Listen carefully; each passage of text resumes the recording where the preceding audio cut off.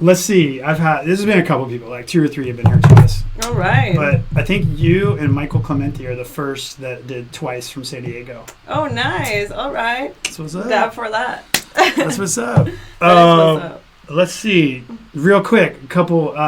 That song that was just playing, well, it was from the new Juice Night Out Volume 5. Ooh. I don't know if it was, I can't remember if it was Ghetto Funk. Which one was it I had playing? I don't remember which one it was playing. Yeah. But whatever, go check it out, juicerecordings.com, or, Get that juice. you can even download that one free now, so yeah. Wow. Hit it. Free music? What? All right. What? What? Nobody does that. I know, right? It's innovative. You're a saint. I know what's up. westsmith.com/downloads. Download.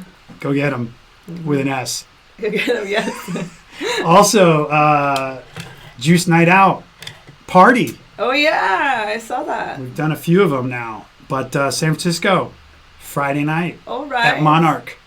How did you get That's that? why I got the San Francisco hat on. Represent. And the Breakfast of Champions shirt on. Oh, that makes so much sense now. So tell me about that event. Like, tell me more about it. I want to know. Breakfast of Champions was I played at it a couple years back. I think this year they did it as a combination with another big party there in San Francisco. All right. But it was already like a 6,000 or 7,000 person party. All right. Mental. So you've been throwing events in San Fran One of the best parties for I a while? played. I don't throw Breakfast Champions. So there's a Burning Man camp called Space Cowboys. Okay. That's the little cowboy in there. Oh, okay. Cool. And anyway, that's their logo. And so it's their thing. But they had me up. My friend DJ ShYo, who you would have seen on the flyer for Friday night.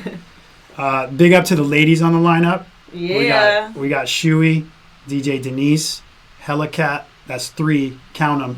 And we got one other guy. Dude, the Rhino. Did you book them? Yeah, Oh, intentionally. okay. Intentionally. We're actually going to try to do all the Juice Night Out parties with majority female lineups. Yeah. That's the goal. Hell yeah. I respect you for that. Yeah. And big shout out to ShYo on that too, because she's definitely behind Yeah, I it. gotta check it out. You two have to meet sometime. Yeah, I would love to. I always get so inspired by other women doing big things and just like feeding off that energy. We're going to try hard to do one in San Diego this year. A little bit bigger and get her down here and do some other stuff. We've done one here before Really? I knew you. Oh, okay. Yeah.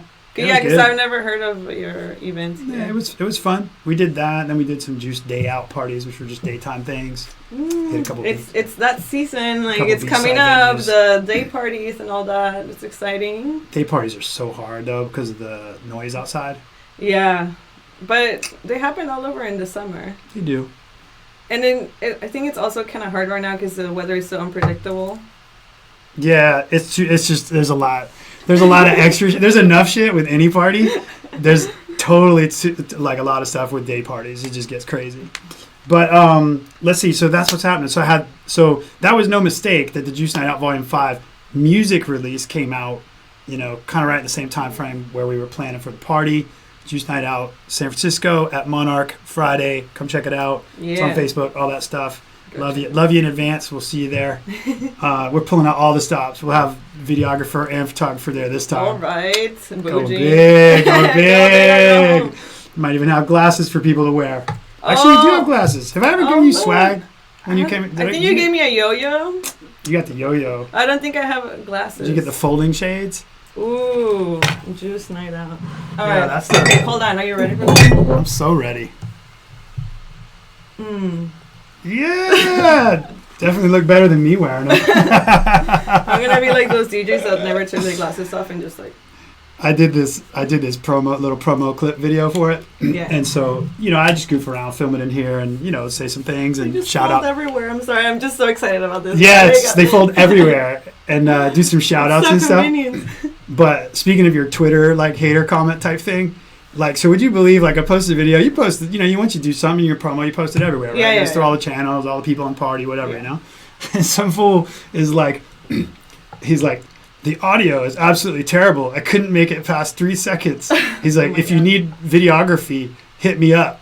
And I'm thinking to myself, if you're going to solicit somebody for some videography work, you probably shouldn't just straight up insult their little, ad hoc project first. They're running out of ideas of how to reach people out. So, you know, I get that too, like on Instagram, like, crazy. hey, if you need someone or like whatever, but that's not the right way. Like, people don't trash on someone and then offer you service. And if you see the clip, like, it's like 15 seconds. It's like totally funny. Like, I'm standing over here and I still have like the sticker on the glasses that says UV protection, you know, and like I'm changing outfits, like with all my different San Francisco gear and stuff like that. I think I saw it's it. It's kind of funny. Like, it's not like it was meant to be funny. So it's kind of like, don't take it so seriously. Yeah, and I totally like intentionally jacked up the audio in some places where it sounded like a robot. That's like too much distortion. So I don't know if it, you know, who knows. Yeah, whatever, man. Like, it's all good. My reply was just I like coconuts. Yes, that's perfect. I just like, whatever, man. I don't even know what to say, dude. So anyway, no, we're getting off track already. We're just like, yeah. Well, it so happens. Much. It's so much. Well, you're here because that was all the intro stuff. But you're here because you were here before. I know. It was awesome. That was an awesome episode. But you got so much stuff you've done with music and some not. Yeah. Between now and then, or between then and now. Yeah. Which one do you want to hit first? I like to keep myself busy very much. Let's see. Maybe let's go in chronological order. So, of course, I just graduated from SDSU. Yeah. I'm gonna get that photo while you tell the story. Oh yeah. Well, it was great. It honestly I really value my education, and it was just an amazing journey and experience. And I actually, at first I went to City College, right? And then I transferred to SDSU. I was there for 3 years total. I decided to stay an extra year to do a minor in digital and social media studies. And it was the best year because I was able to just really figure a lot of things out about myself and do the radio show, of course. So it was awesome. I think this last semester was like a really it just wrapped everything up that I wanted. It just fulfilled everything that I wanted. I feel that, for example, one of my classes, or actually 3 of my classes, they didn't do tests, so it was all writing. So I had like 3 papers due every week. It was it wasn't fun. Oh, that's what you were talking about when you were always telling me, no, I'm writing papers. Yeah, I'm writing papers. It was no joke. I was writing so many papers, but since I'm not such an optimistic person, I always try to look at the best side of life, and I'm like, okay, it sucked, but then it also helped me be a better writer, and I feel a lot more comfortable with writing, and I can write faster. So it's like advantages and disadvantages, but it was really time consuming. I feel like I kind of isolated myself a little bit this semester, also because I wanted to finish strong. I was like, I'm gonna have a straight A semester. It didn't happen. I got 3 A's and 2 B pluses, but still, I wanted to end strong, and I worked hard, and I like to deliver good projects. Like, I'm not the type of person that will half-ass anything. So I deliver some good projects, and I feel really proud of everything that I turned in, even if I didn't get straight A's. But one of my classes was a little tough. I took a sociology class, and that was really eye-opening, and it was also really... There were some difficult concepts to grasp around, so I feel that maybe I didn't study enough. I don't know. I'm not the type of person that really studies. I kind of just retain everything in my mind and then hope for the best when I take a test. But usually it works out. I just think it didn't work out for this class because there were a lot of heavy concepts, and I just should have prepared better. Well, here, this photo is live. I put that photo live. Oh, yeah. That's all. Real quick, why were you in Vegas? Okay, I was in Vegas. It's a segue. Wait, did we blow it? It's like the graduation to Vegas segue. I know, it's but we'll perfect. have to come back. It's perfect. Yeah, we can. All right. We can always come back and forth. It's totally fine. But I think to finish the graduation thing, I graduated with honors. Yeah. Yeah. Whew. I got a cute medal. I went to this honor ceremony and they gave me a medal. I was a little upset that I didn't... I forgot the medal in that picture. I was going to say, you don't look upset in that picture. Yeah, I know, but in my mind, I'm like, I forgot my medal. Is that the medal on your neck? No, that's just part of the gown. Yeah, I posted the medal picture on Facebook. But okay. Yeah, I was a little upset. I'm like, I forgot my medal, but it's fine. All right. Things happen for a reason. And... I didn't go to my commencement, y'all, because I got to do one of my dream jobs. I got to be an entertainer for Insomniac events, and that's something that I've always wanted to do for a very, very long time. Ever since my first EDC. My first EDC was 2013, I believe, or 14. And then I went 4 years in a row because I loved it. And I've always thought, I really want to be part of this team. I want to make people happy because you know how I am. I'm just like, I just like talking to people and just dressing up, and it's just like a beautiful experience. So I went to audition in March 2nd, and it was in LA, Exchange LA. And I got there an hour early, of course, because I'm an overachiever. It was raining, but luckily I was able to get on like the little tent because I got there early, of course. Yeah, but that's just awesome. Showing up early. Yeah. Take note, people. Show up early. Show up early, yeah. At least 15 minutes, you know? At least, yeah. I knew, I really prepared for that because I really wanted to get that role. So I did a lot of research, like what to expect and other people that have done it. And, I get there at least an hour early. And, like, I follow all the directions. I made a really good resume and a really nice headshot. And I was prepared. I was ready. What do you do for your the resume part? Talk about that. It was a dance resume. It's just like my experience in performing overall. So I've done go-go dancing for 2 years now in underground events, and also, of course, the show. It is also entertaining. Performing. And also, I've done other roles. Like, for example, I did this role. I was like a mental patient it was a Halloween event. It was / go-go dancing / like performing. Mental patient go-go dancing. Yeah, it was really cool. And also like the Jello shots. It's also, I see that as performing also. Did you put that on the resume? Yeah. I put all my anything entertainment related to nightlife or anything. Or I whatever. just put all my experience down. I'm asking because I know for sure somebody's going to be like, oh, that'd be awesome to try to do. Yeah, and also I also dream. put the DJ. Yeah. The DJ thing too, my customer service experience. I just put all my experience together. Yeah. So I'm like, I can do like a little bit of everything. So ideally what I wanted was to interact with the crowd and be like a roaming character. And I was in VIP most of the time on the sky deck at Kinetic Field.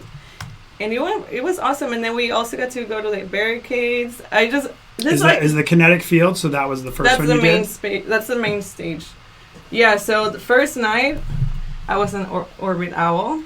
I'm going to show a photo in a second. Hang tight. Yeah. I was an Orbit Owl, and it's a really cool costume. The only thing that the wings, like, it was kind of a challenge working with the wings because you had to really hold on, and you also, at the end, I was a little tired, but it didn't matter because I was just like high on life. I was like, that's one of the first things jumped to my mind. I was like, look at these, like, well, I'll show the crystal one. We'll talk about it in a minute. But I was like, dude, how do you hold up these buildings? Like, it's crazy. Yeah. Oh, but okay, hold on. I didn't finish telling my audition story. It's like, I gotta rewind. Rewind. Yeah. I think I need to share this because she's pretty excited, folks. I know. I need to share this because I was just really, I didn't hear back until like a month and a half later, and being the positive person that I am and like optimistic, I was like, I'm gonna get it, but like it was a month and a half, right? And in my mind, that's just like a long time. I'm like, oh my god, I had nightmares. I'm like, okay, I'm not gonna get the gig and whatever because it's something that I really wanted. So it was in my subconscious, like really deep in my subconscious, like, okay, like you need to like stop being negative and think that you're gonna get it, even though it's been like a month and a half. And I finally got the confirmation. I was like, I can breathe, no more nightmares. But that was, so basically, y'all believe in yourself, stay optimistic. I had a vision board. I wasn't nervous at all, man, because when we went, like, I don't forget what we did. We went to like get coffee or something. At some point you told me about it. Yeah. And you were like, you had all the stuff planned and all the way down to like where you're staying, you know, with the fan. Everything, yeah. Already like I'm really the whole planning. sheet written out. I was like, yeah, you got this. Yeah. But I was stoked that you got it. Yeah, awesome. I know. Thank you. It was awesome. Just getting that email. It's like, and everyone, all my close friends, everyone that knew that I've been wanting to do that for a long time, they were so happy for me. my grandma, like she's like exploding with happiness. My aunt, she like helped me. She did my makeup, and she was so cool. Like everyone was there helping me out. I'm just like, oh, thank you. So, but yeah, I really visualized it too. How oh sorry, real quick, but how was the on the audition, like how many people go to that It was audition? 500 total. Yeah. And how many make the cut? I'm not sure. I think like 200. Yeah, okay. I think so. There were a lot of performers there. Top 20%er. Yeah, I was number 95. Sweet. And I still have the little paper with 95. I have it in my vision board with all my Insomniac stuff. I was like, I'm gonna get it. So. Do you have a vision board? Did you have one just for the Insomniac related stuff, or do you have a vision board for all? I have a effects? vision board. It's like 3 parts. Like one is just all me, like the things I like about myself, and then the other one's like family and friends, and then the last one is like my professional goals and like education and stuff like that. Where did you start? When did you start doing vision boards? When I really got into the whole self-help books and reading all that, and Yeah. it helps. It really does, because when you see it, you believe it, and Yeah. you're held more accountable, and you feel more responsible for it. Well, it seems to be working. It works, yeah. Awesome. But yeah, so that was the story of the audition. It was really quick, basically. Well, not quick, like I waited for like 3 hours. Even though I got there an hour early, it was like a long wait to get to the actual audition. And I finally because the line. Yeah, the line, because Oh. it was like the first part is like filling up like application and stuff, and then Yeah. the next part is just like the dancing. Liability waiver. And then the next time is the dancing part, right? Yeah. Yeah, and honestly, I thought I did bad. I was just like, oh no, I feel like I What did you have to do? Like, what did you have to Just dance. do first? So you get the end of the line. You get the line, you do You're your like- paperwork, yeah. you get up, and then They like have you They run. have a it's little- like it's they have a like little stage. Napoleon Dynamite. You like run across the stage and they have a little stage. It's just like 3. I don't even know if I should be talking about. I mean, It's the audition. There's it's like an 500 audition, people right? there. Yeah, all right. Yeah. I'm sure that a lot of people are talking about Just this. dude, we're talking about lightning in a bottle. Yeah. But yeah, there's a little stage. It's like 3 parts, like 1, 2, 3, and then you get up the stairs, and then you walk down the stairs, and you get up. You go on each one. Yeah. You know, like for. I don't think you're giving away any trade secrets. I'm just curious more for the I experience. know, yeah, like, yeah. you know, I always wondered that, like, what it was gonna be like. well, a lot of so. people, like with a lot of things, people, you know, my perspective, like with music, making music, is that a lot of times people think, you know, like maybe some song gets way more popular than another, right? Yeah. And maybe it's been a year, you've been putting out music, and then one just all of a sudden is like 10x, right? Yeah. And then people will be like, damn, love that. And they're like, this dude came out of nowhere. And you're like, bro, I've been grinding for like 10 years, man. Like, Right, like I finally got 100 people to listen to one. I you know, know? yeah, it's so true, and So it's a whole day, but you only danced about how long? like 3 minutes. The audition is maybe? short, Really, so that's- really right? short. Yeah, and they had Yeah. a live DJ. He was changing genres, like Oh. so they were trying and to you see didn't how. know. No, they were trying to see how well you adapted. Oh. From what I remember, what I read is that Miss Easy, the entertainment director, she looks for stage presence, and I'm like, okay, I'm gonna give stage presence. I don't know about my dance moves because I feel like I was gonna get a little nervous, Yeah. and I did get a little nervous. I feel like my dance moves weren't amazing, but I gave stage presence. I was like, You had to be some nervous though. yeah. Oh my! It was only little her anxious, looking nervous, at yeah. everyone. I was Oh. like, ooh, yeah. Right. I want to make a good impression, so I just did a lot of facial expressions. I don't remember my dance moves. It's like a blur because, but yeah. But that's good to share with people, you know, like you get nervous. I do. and it's sometimes, nervous. do you think it helps that energy? Yeah, you it know? does, because you deliver your best work, I feel like. You know, like, I think that when you're you really get, focused. yeah, and you're really focused, and I prepared a lot, and all that when I was waiting in line, like, I didn't even want to look at the dances because I felt like I was going to get more nervous. I was just kind of just focusing, okay, like, I was like, I don't want to look, because I don't want to steal moves or something, you know? Right, like, right. All those things, like, they stay in your right, because everyone's subconscious. around, so you Yeah, wanna do that. you look at everyone doing their thing, yeah. Yeah, so, right. I know, yeah. I'm really careful. I'm just like, okay. That's trippy. So you had to practice you get all your moves wired. Yeah, it was just in the mirror? freestyle. It was just freestyling. Yeah, I'm really good at freestyling. No, you are. I mean, I'm not good at choreo. Yeah. I've been taking some classes at Culture Shock. Really cool. Yeah, Culture Shock. What up, Culture Shock? Yeah, I'm getting a little better at it. It's really hard to like. I just do better freestyling. Yeah. You know? But yeah. Well, you do that well. Oh, so you got the Orbit Owl. It's coming up. I didn't put it up yet because you were still talking auditions. Oh, okay. It's going to come soon. Yeah, well, now y'all know what it's like for the audition. There's auditions every year, so just go for it. Just try it. Yeah. If it's your dream, if it's something you want to do, just go for it. You never know until you try. I think the most important is try. And show up early. Show up early. Yeah. Dress fly. Dress fly. This is your owl. Yeah, it's going live. I was an owl twice, so the first night and the third night. And by the third night, my arms were like. Did you go? Like explain the journey to like EDC. I mean, I know you've been before to the actual thing, but like, this is a little different because I don't know what you took with you or people you took with you or what. Yeah, so I went with a friend and I got there early, of course. So the call time was early, not super early, like 7, but then we actually started working at 10. On the first day of that it's open. Yeah. So you basically can go the first day it's open. It's not like a day. Yeah. It's like the whole weekend. Yeah. I got there early and got to walk the grounds, and when no one was there, that was really nice. cool. Yeah. And I got to just explore it. It's nice when no one's around because you just kind of. It's great. It's great. Like, I have the whole EDC to myself, even though there's nothing going on, but.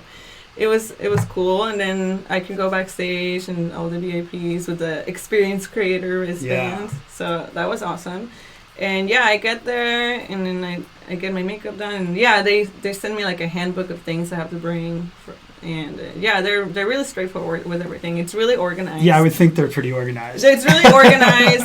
They take good care of us. We had a personal assistant during the whole night, and then they also had a banquet every night. It was so good. Awesome. I think the thing that stuck to me the most is this bread pudding that they had.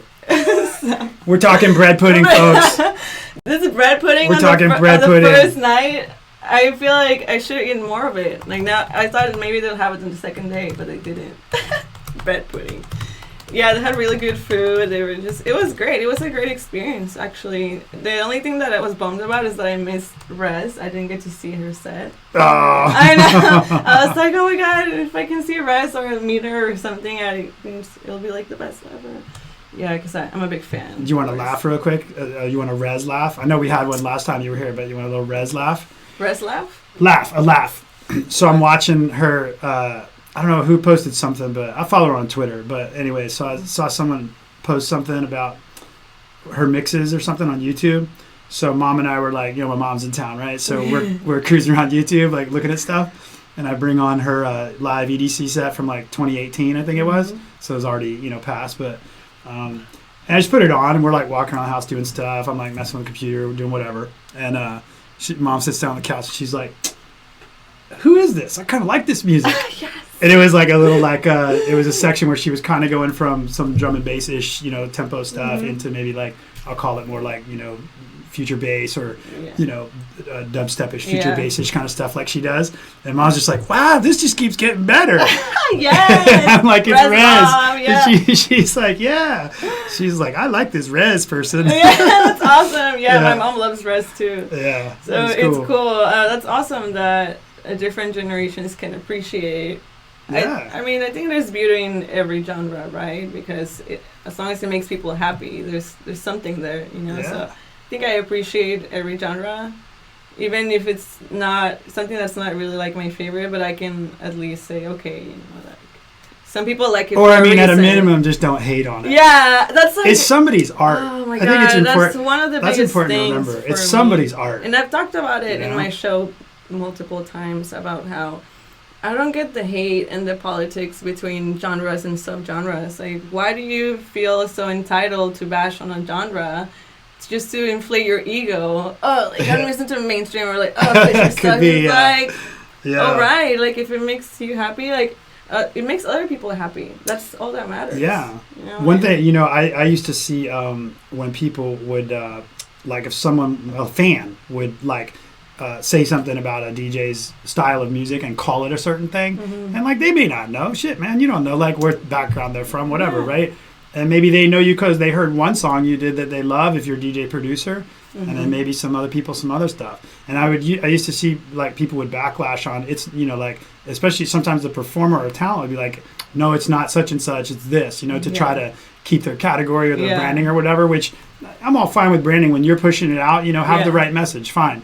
But when a fan, man, comes and says anything to you, I'm like, dude, just be happy, man. Yeah, just whatever, like, right? Yeah, so for me, over a little time, I started to realize like I had certain. I could tell like if people listened to music that I made or mixes that I did like during certain years because they might be like, oh, it's gonna be a dope break show, or oh, dude, I love your house stuff, or man, you know, I hope you play some of your glitch hop or whatever, you know. And I would realize like maybe they found me through the video game, which was a lot of different stuff than I was doing at that time, or other stuff that's more recent or stuff from the Wayback Machine. That's another you know? stuff that I came to understand now that I'm more involved in the music industry. I used to hate when DJs would not play the original songs, for example, right? But me being a DJ, for example, and people always want to hear the same stuff, right? They expect to hear, for example, in a quinceañera, like certain songs, or in a wedding, like certain songs. But it gets boring. You know, so a DJ that's touring months, like every day, they don't want to hear the same songs during the year, and they change their style, and just people don't understand that it's part of being human. Like you get tired of doing the same thing, but it's hard for the fan because you love what they do, and that might be their one time to go hear you. And in some cases, like an EDC, they might have traveled a long way. Like I went to the LED USA this weekend on Sunday. I saw Seven Lions, and he played a remix of Strangers and a remix of Worlds Apart, and I was a little disappointed because you wanted the original. I wanted the original. But then I'm like, I also understand he's kind of changing his style. Some of his new songs sound more like trancey, like psytrance, and I dig it. I love trance. What were they before? It was more progressive. And now it's more psytrance. And I was a little like, I wanted at least hear Strangers and like. At least it's on the dark tip for you. So, but I understand. Like I'm really understanding. Like I'm really empathetic, and I try to see other people's perspective. So I understand that it can get boring for an artist. So. There was somebody. I can't remember the name. It was maybe a month or so ago. 2 months, big Twitter thing. It was big, whoever the artist was, and I wasn't into their music, but I knew of them. I hadn't been to a show, but anyway, apparently they put out a new album. They named it, and the album was very different. Getter, was it? Maybe I talked about that in it my was show. Huge. It was like crazy. I talked about it in my show actually, and he got a lot of backlash from his fans. It was massive, and then he canceled. Right, that's when I saw the tweets. That's so upsetting, especially from fans. And I think the other issue too, it's because men are not taught to express their emotions and their feelings a lot of times because of the society that we live in, and they think it's okay to bash on this guy because they're like, oh, he's this DJ, he has money, he's touring, he's having the best life. But what about their mental health? I felt really bad for him, you know, like I felt bad that the pressure reached the point where he felt like he needed to stop. And if it was just financial stuff because there wasn't attendance, well, that's just a thing you got to deal with as an artist. You know, if you're going to evolve your style or change your style, and then you don't have a fan base that can still sell out what you were doing the prior style, well, that's a different story, right? But you just got to confront that. But all the man, it was nasty. I looked at a bunch of it and was like, whew. Me too. I saw what he wrote and everything, and it was really sad and upsetting for people to be so. And I think people forget there's it's like 10,000 versus 1. Or 100,000 in some cases, maybe with those posts. They were massive. Like, oh my God. You know, like if you have a post on if you're anybody, but in what we're talking about mostly is, you know, music artists, and you've got like a top 10 trending post and it's all hate, that's not good, man. That's just like, you know, anybody who's ever been part of one of those, if you've been on the bad side of it, man, just think about it twice, because that stuff lasts that person their whole life. People are so it's quick. It's not just a day like you and then go out No, for it's just coffee or it run get a stays beer with for your a long friends. It's time. like that's like bam. People just lack emotional intelligence and empathy. That's like the issue, especially online. They're brave behind the screen. Yeah. So and they don't think of the consequences. I think people don't put a lot of importance on the online, the bullying and all, because they say, oh, it's online, it's whatever, but it's not, because it stays right here. Yeah, no, it's real. And then sadly, good for him, but sadly, it was so bad that some other pretty popular artists, I think even Rez retweeted something. A lot of people, and just to, maybe more in support than defense, but just supporting, the choices he made as far as the album. And it's scary, man. I don't want to be famous. Yeah. That's scary. Yeah. Well, yeah. Yeah. Note to self: be careful what you wish for. I know. But that's crazy. But back to EDC. I know. Okay. And performing. Woo. So we got the audition, and you were an owl. Yeah, and then the second day, the Orbit Owl. Is it Orbit Owl? Yeah, the Orbit Owl, because we were wearing that headpiece. It was actually not heavy. It's so styrofoam. Okay. The headpiece. Yeah. That's a group picture. Let me throw this over my head here and show it. Oh yeah, that was cool. That girl right here, she had such good vibes. Yeah. She was just like me. We were just so excited about everything. We're like, yeah. Yeah. So if you listen later or see a clip of this, then you're not watching the video. You can I'll put all these pictures as I usually do on the post, on the website, so that you can come check them out. Look. They're pretty cool. Yeah, as well as a few other shots, but yeah, it's cool. Yeah. So Orbit Owl, and the second was the Crystal Dancer. Oh, that's coming up. Oh my God, that was my favorite because it screamed Lady Gaga vibes, and I used to be a big fan of Lady Gaga. That's this one, right? Yeah. Oh my God, that was so much fun. It's awesome. What I loved about it, I'm wearing all white, and I'm just looking like a little fairy, and I'm always wearing black, right? So it was different to wear something that's out of my color spectrum. I'm always ready for my funeral, as you can see, wearing black. But that was a lot of fun. When I saw the white, I was like, man, what struggle did they do to get her into that? Yeah, it was awesome. It was just being a character, and I really loved it. And I think what I loved the most was that I had more options, because with the owl, I just had to be like this the whole time, and with that, I could actually move and do. What are those made of? The crystals? It was some type of. It was some material. Were they soft? Yeah, they were soft. Oh, okay. Yeah. So it's not like you have some cardboard crystals no, sticking out not cardboard. your front. No, it wasn't cardboard. All right. My headpiece fell the first time we went out because I was just going a little crazy with my head movements, and I'm like, yeah. They the second time they put a lot more bobby pins in there because I was just really happy that I could actually move and not have to hold the wing. So it was a lot of fun. That was my favorite night. And that night we went to the barricades, down on the stage while Tiesto was playing, and that was awesome. So you're in between the barricade and the crowd? Yeah. Have you seen how there's the fences here and then I've never been to EDC. Oh. Yeah, I mean I've seen lots of videos and pictures, but yeah. Yeah. No, you're the champion on EDC. In this group, you're the champion. I know. The champion. Yeah. It's beautiful. It's an amazing experience. Yeah. I just love the big production and all the elements they put in it, and they worked really hard, the team. Yeah. So one day we'll swap cars and you can go to Burning Man and I'll go to EDC. I know, right? I still have to do a teleport. Whoop. I still have to do a festival. I think the whole not having a shower available really sets me off a little bit, but it's something that I want to experience. I want to go to LAB or Desert Hearts for sure. It's on my bucket list. I really want to go to Desert Hearts. Those are good easy entry to the desert-ish festivals. I think Burning Man maybe when I'm older and have more money so I can be comfortable and get an RV or something. I don't want to be struggling in Burning Man. You don't. I'm just going to confirm that for you right now. But whatever anybody says about the true experience, just put comfort. I mean, do whatever comfort you can. I know. And speaking of comfort, EDC was cold this time at night, which was interesting because the last time I went, it was 100 degrees at night, and it was not fun.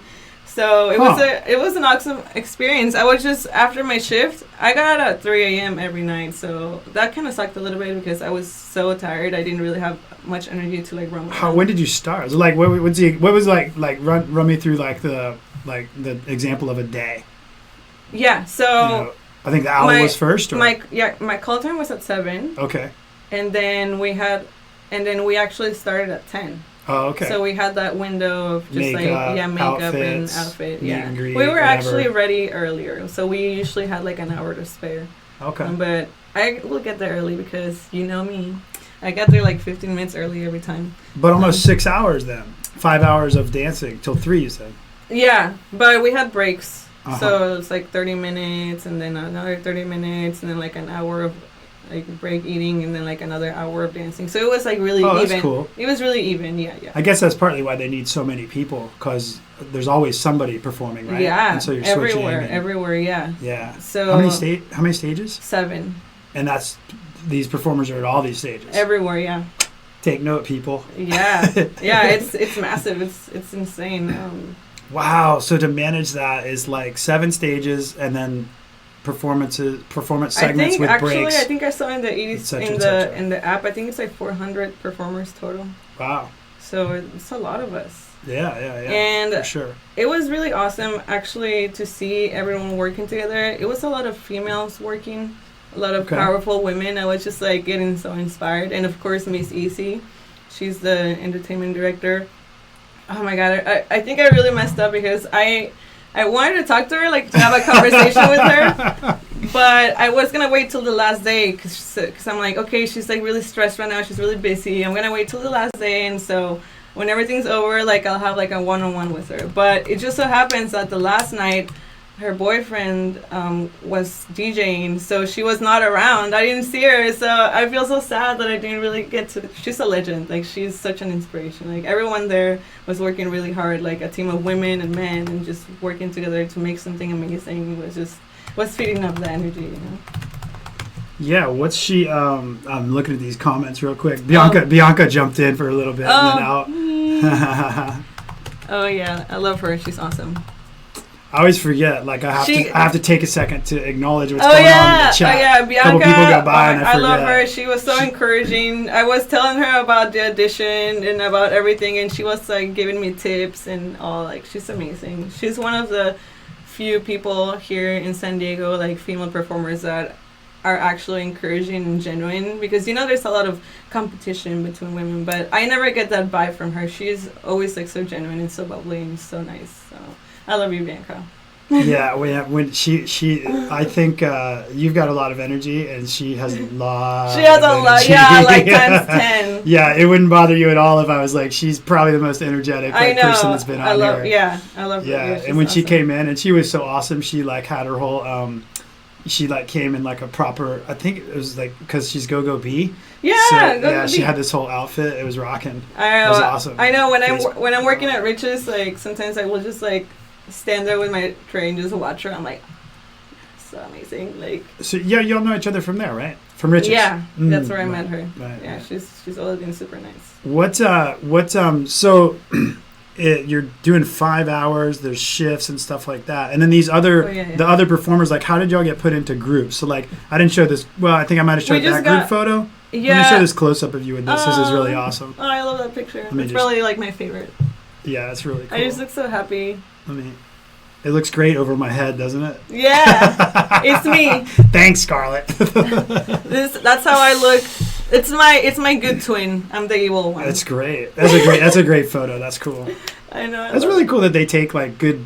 These are pro photos, you know. I actually saw some of the the other dancer took that with my phone. Oh, did they? It still looks good. You got a backdrop. I guess that's why it looks pro to me. Yeah, I know. Yeah, it looks really good actually. Yeah, you know how I roll. Like if it's got a backdrop, that's pro. It's pro, yeah. And the other one, they had the backdrop for all of us to take pictures with the white background. Nice. Yeah. Sorry to all my photographer friends that do that for a living. It's just iPhone. No, it's cool. We just iPhoned you. It takes skill, to take a good picture. Even if you have a nice camera, if you don't know how to take pictures, like what's the point? Yeah, you still gotta get in there and be creative. One more with the group situation. Oh, I love Let me get that one up there. so happy. That was awesome. That's really cool. Yeah. Were you with the Squad. same four? So were there like No. 4 of you dressed that way or more? Yeah, it was just 4 of us. Okay. And I had different groups every night. Okay. But I did get 2 of the same girls 2 nights. So Oh, okay. yeah. Some of them. With even like in the different outfit groups. Yeah. So one night was the Orbit Owl, and the other night and was then the Crystal. and then the Orbit Owl again. Yeah, the You had first 3 nights. Yeah, Wow. yeah. The 3 nights. Just as the 3rd night, I did the Orbit Owl again, so I didn't take more pictures because I already had one with the owl. You must have been exhausted. On like, when is it? Friday, Saturday, Sunday? No, so yeah, Friday, Saturday, Sunday. Nights? Yeah. Wow. Yeah, by the 3rd night, I was so dead. I'm like, I wanted to dance, but I just went to VIP, and that's when I met Pasquale. Oh, well, that's good because I got a photo of him up here. Wow, I think like I imagined so many times like how it would be when I met him because obviously he's one of my biggest inspirations because he's doing all this and it's like life changing. He should be like a lot of people's biggest inspiration if they're in course. music. Yeah. And I remember I was like my last EDC. I saw him like on the VIP and I was like, I love you, Pasquale. And I was still a festival goer, okay? I just saw him in VIP and I was like, that was like my last memory of him. And so, yeah, the last day, I'm like, I was determined. I'm like, okay, now I have to meet Pasquale. Yeah. Because, like, I love him, you know? So, yeah, I met him in VIP and I knew he hangs out there because I saw him the first night there and the second night. But I was in outfit, so I couldn't be like, oh my God. You know? Well, the outfit, a photo with the outfit would have been awesome too, but this is a great picture. Yeah, we're just both wearing one. hoodies, like chilling, you know. It was awesome. He was really nice, really humble. When I approached him, he was like going down. He was like about to leave, and I just told him like, "Oh, I really admire your work. Like it's my first year working as an entertainer, and blah blah, you know." And then I asked him, "Can I take a picture with you?" And he's like, "Oh, my friend needs to catch a flight, and I'll be back." And I'm like, "Okay." So I understand. I waited. I was just watching the show anyways. I just wanted to chill. I didn't. Which thing were you watching at that time? Who was playing at that time? I can't even remember. I don't know. But your brain was probably like so full. Yeah, I was that tired from my shift, and then like I just saw Pasquale, and like there's a seat, so I'm like sitting and I'm like watching everything.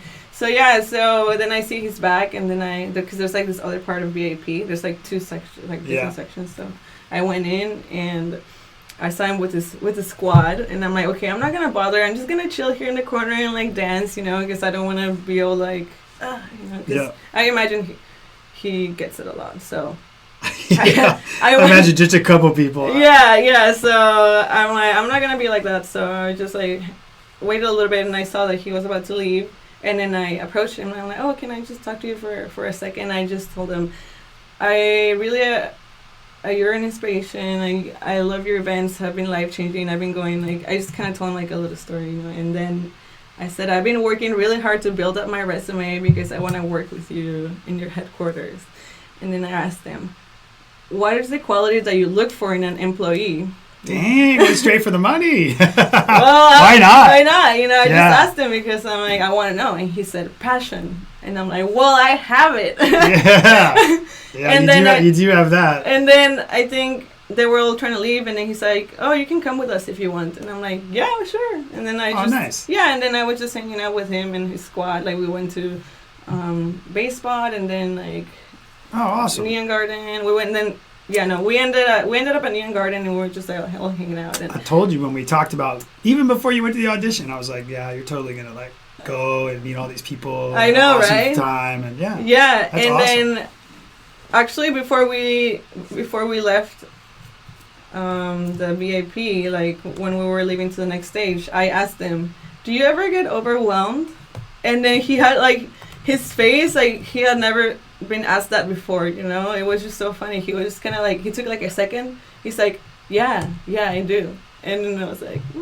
Okay, that's all I wanted to know because I could sense it because people were coming up to him and I was like, oh sure. Shit, yeah. So I just asked him, do you ever get overwhelmed? I think the question surprised him because he just made this face like, like no one has ever asked me that before. you asked Pasquale? Yeah, I asked him. Oh, that's awesome. So you're like going into Scarlett Show mode. I know. I really wanted to ask him a million questions, but I don't want to be overwhelming. So I was just hanging out like with everyone, Yeah. and we were dancing. And then at the end, when it was over, 5:30, I just told In the them- morning? Yeah, because that's when it Oh, ends. right. So I Okay. just told them, thank you so much for letting me hang out with you guys. Like, it was a great experience. And then I finally asked them for the picture, and then I left. So, yeah. That Wow, was what my a great experience. story behind the photo. Yeah. Ah, Yeah. that's So amazing. It was great. Yeah, Yeah, he was That's really awesome. nice. Like, genuine, you know. So very cool. I appreciate that. Well, I know a lot of people, when you posted that picture, there were a lot of people that were like, oh my God, I'll get my left arm. You know, Yeah. and now you have the whole you have like the whole The backstory of whole the photo, story. not just the like walking by and got a photo, but Yeah, I like, know. kicking it with the squad. I know. I was like, I'm really doing this right now. Cool, you know, and by just being me and just, you know. Yeah. Yeah, so I do. I'm very passionate. I'm like really So passionate. people, take your, take your shot. Be humble though. Be humble. Right. Yeah, I think that's so important. I think some people forget that, to just like stand your ground. I was, I don't know if you saw any of the, when I posted some of the stuff, the episode I did with Kimberly St. John, a DJ out of Denver. She's out of Denver Oh, now. okay. She used to live on the West Coast, but I knew her through some Burning Man stuff. So we did one on here and podcast, and we had a little chat about just, like knowing what you're trying to do and asking for things, and Yeah. kind of goes back to like your vision board type thing. Yeah. And these sorts of things is awesome because, yeah, I mean, a lot of people are very helpful. You Yeah. know, like in almost any person I can think of, that I actually know, and then I would guess like someone like Pasquale. It's like, I'm sure along the way, like so many people have helped him out. Yeah. That of course. may have moved on, aren't in the business anymore, or whatever. Some of them Yeah. probably. I mean, judging from his career, I mean, there's probably people that are, died of old age at this point. Yeah, Like I so, it's mean- like there's always all those people, and that's It's been that's like- 21 years now, or 22. yeah, that's a all that long behind time. the scenes part. Like I was kind of talking about earlier, it's Yeah. like, you might just become old enough to know about or go to EDC and like think, man, this is amazing. It just like happened today, but Yeah. like the backstory is always there, and in that backstory is all these people that either All helped the that people person behind. or Yeah, of they've course. helped. And I think you It's find a that group with people effort. that have really made it somewhere. Like many times, at least I've found that they're very helpful. Yeah, I You think something valuable that I've learned this year is establishing meaningful connections and Yeah. strong relationships with people. Yeah. And all this, especially this past year, like with the show and all, I feel like I've been able to make my connections stronger, because I just feel that, for example, with my show, I just love having that space for self-expression for everyone, or like my friends that are doing things, Yeah. because we don't often get that. Or like you, for example, like this right now, it's so Yeah. valuable. Yeah. Like it really is. Oh, I get pumped, man. I get excited looking forward to it. Like, when I do these episodes. Oh, and by the Yeah. way, like West Coast. And this one Weekender- I was like, dude, I was like, like I was even like, she got a picture with Pasquale. I gotta talk to her. I didn't want to ask you anything like online, like on Facebook Yeah, well, and now you know Messenger. the I didn't want to story. ask anything because I wanted to be like, I'm just gonna save it for that day. Yeah, now You you know know? the story. Yeah, of course. That's awesome, and I'm glad that's what it was. Yeah, it was psyched. awesome. It was a really, really cool experience. Yeah, that's fantastic. All right, thank you for the West Coast Weekender gig. Oh, let's talk about that. Let's see what happened. Let's it was cool, man. get It into was- that thing a It was little cool, bit. making new connections too. It was an awesome experience. I was really prepared. As you know. Preparation, people. But Preparation. yeah, prepare yourselves. I think that's so important, to take things seriously, whatever it is. Like I said, I don't half-ass anything, so I prepared like a good set of questions for all the panelists, and even Justin's like, oh, those are some good questions, and I'm like, yeah, I can prepare. Awesome.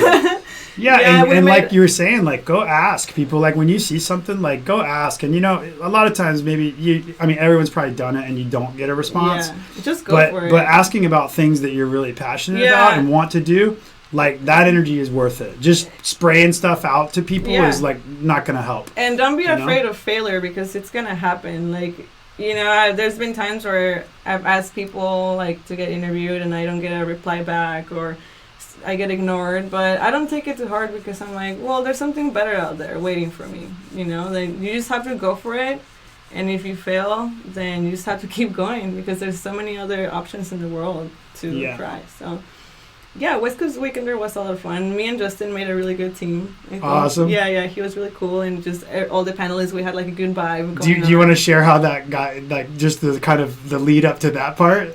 There was no audition. It was kind of audition by emails.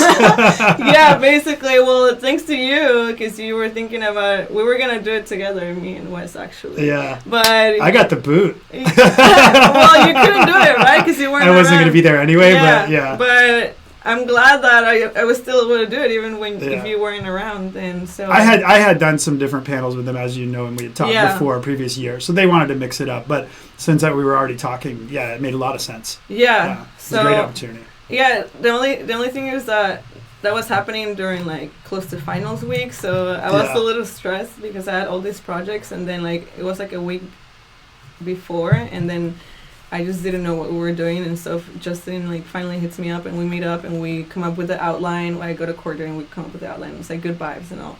So did it end up being the was it music finest city was it? Yeah, what was the title San Diego, the Rise of Music City. Yeah, right. So I don't know if you even know, but the way that title came about, and I'm going to explain this a little bit because this is a little bit of the behind the scenes that I don't know if you were on these threads or not. But anyway, just like Oscar driving a lot of the plan and preparation there, and having a lot of input on ideas with the whole event. Mm-hmm. Like he had ideas, and we were talking, and like, so when people think about like how would I get to do a panel, or how would I get to do whatever, be a guest or whatever, like it definitely was helpful. I didn't have a lot of good ideas at the moment for Oscar because we were very early and we had worked together before. But I was like, we could definitely, it would be great to put something together with a focus on San Diego. Yeah. And we were talking about other things and kind of that, like you didn't know quite yet. And you were talking about ideas of what were kind of some of the key topics that you are important to you, like the LGBT community, the gender type things, and just like the community, conversation around that, the community, and focus on San Diego artists, right? That's what we tried to do. I was surprised with the panelists because it was none of the people that we were thinking of. Yeah. So we ended up, like, for people to kind of know, like, we ended up like basically going from really no topic, but a lot of inspiration and passion, and some information, to Oscar coming up with the name. Like, he came back with that and was like, we made up a list of people we thought might be interesting, right? And then Oscar came back based on that and some of his ideas kind of about, with the title, and we were like, all right, cool. But, we didn't, so my point is that people like it, that collaborative process is a little chaotic. And it goes back and forth, and people are busy doing other things, and Oscar's trying to put together 10 panels and all this stuff, right? But patience and hang in there. Patience and trust, also, that we'll work together to deliver something of quality. I think that's really important too. Yeah. Because I felt like disappointed in myself when I couldn't find someone. I'm like, I don't know anyone that's doing great. Oh, like, when we first tried to make the list. Oh my god! Like, I'm like, hopefully they don't think I'm like lame or whatever. But I think that I put my best foot forward, especially like during the panel, because that's what I'm good at. I'm good at being in front of people and like interviewing and doing all that, and also research. I'm good at research too. I just didn't know who would be ideal for that spot, Yeah, and at first when we weren't, it wasn't even the title of the panel that it ended up being when we first were looking for people. So you and I were just kind of like brainstorming, like people we knew, basically. Yeah, but it was also a lot of people though that had been on your show, on Scarlett Letter's show, and some that had been on mine, right? And so, shout out to doing some shows, and it's it's who we thought of quickly because we knew a lot about those people. Of course, yeah. Yeah. But I think they made great choices. Everyone had a lot to explain, a lot to give. They really opened up their minds, and I feel that I was able to, or we were both able, me and Justin, like, we were both able to open up their minds and have them share a lot of the good details. Cool. And he's a sharp guy. He's awesome. Yeah, he was on here when we talked about a lot about like operational, like production stuff with events and stuff. Yeah, he's a sharp guy. I have a lot to learn from everyone. I just feel like so excited. I'm just like always excited about everything. And were you the young one in the bunch? I think. Could you tell? Yeah, Were you the me younger of the and bunch? Andy Coronado. Okay. Yeah, we were the youngest ones. Who was on the panel? So Andy from the Travelers Club, Okay. and then the guy from Belly Up. I won't put you on the spot. I mean, like in general, Oh my it was. God. If you don't have the I don't names, know why I'll I'm look it up. forgetting his I'll look it up. name. And then Eric Diaz Yep. and Gardenia Partridge and Fernando Lopez. Or Fernando, well, it's not Lopez. He has a really strange last name. But Gardenia and Fernando were both from the LGBT community. So that was awesome because, of course, I love my community. And everyone else had a lot of different perspectives. It was like 6 people, right? And then you and Justin. Yeah, so no, it was 5 people. Okay. 5 people, and then me and Justin. And so then, how did it get into like what? I mean, I wasn't So, there, so I think I'm totally like, Oh, yeah. I'm totally like, you can watch it. Anyone FOMO and whatever. Yeah, where can they find Anyone that it? wants to watch it is actually on the West Coast Weekender YouTube. Okay. And I posted. I can give you a link of it. I posted it on the Scarlett ShYo and then on my Facebook too. But you can watch the whole thing. Oh, Yeah, awesome! yeah, you can watch the whole thing. I'll repost it for you. Yeah, as well. awesome. Very cool. And yeah, basically we went like past, present, and future because that's just how I usually do in my show. And I suggested that with Justin, and he said, "Yeah, we should just do it like that." So we started with like the history, with like their first industry job, and just kind of like their past, and then like I got into the present, like their task and just like their everyday life and just their perspectives about specific topics. I was really specific with my questions for every panelist. And then in Justin, How did you do your research before? Like, because I Like- know you didn't know maybe all yeah, of I them. just like I added them on Facebook. I looked up Okay. articles and just kind of, that's usually how I do it before I interview someone. I just kind of like try to get as much as I can. Yeah. And what else? You mean unlike me? Person shows up and I'm like, It was like, what's "Hey, going what down? up?" Let's talk. Sometimes sometimes that works out too because it's more organic. I actually, the first season of Scarlet Letter, I used to be like that. I used to do it more on the fly, Yeah. but then I realized that I like to be organized more than on the fly, and I can actually like generate some quality questions. And Definitely. And if you're trying to stick to a time, which yeah, I don't know if that's you are, but the if you're time trying to stick to a constraint. time frame, Yeah, I only it's- have like it's- 30 minutes. it's definitely necessary. Yeah, so yeah. I learned that quickly. I'm like, No, it's okay. yeah, I totally agree with that, So- and I think that's the way to do that kind of thing. It just helps me. I'm usually really good at doing things on the spot, Yeah. but when it comes to like a show like that, yeah, I definitely need to be organized. So it was real quick. I found just the description okay, of there it, you go. but just so anybody kind of knows what we're talking about here was. Yeah, I think I mean, first of all, you can go check out westcoastweekender.net. That's like their main site, Let's and there's see. just tons of info about the festival, and the Weekender and all that stuff, which is awesome. There's other videos too, but Oh, look here. this panel was called. It was on Sunday, and it was like check out the rise of the music city. This is from their website. Yeah, A panel on how San Diego has become a heavy hitter in the music scene.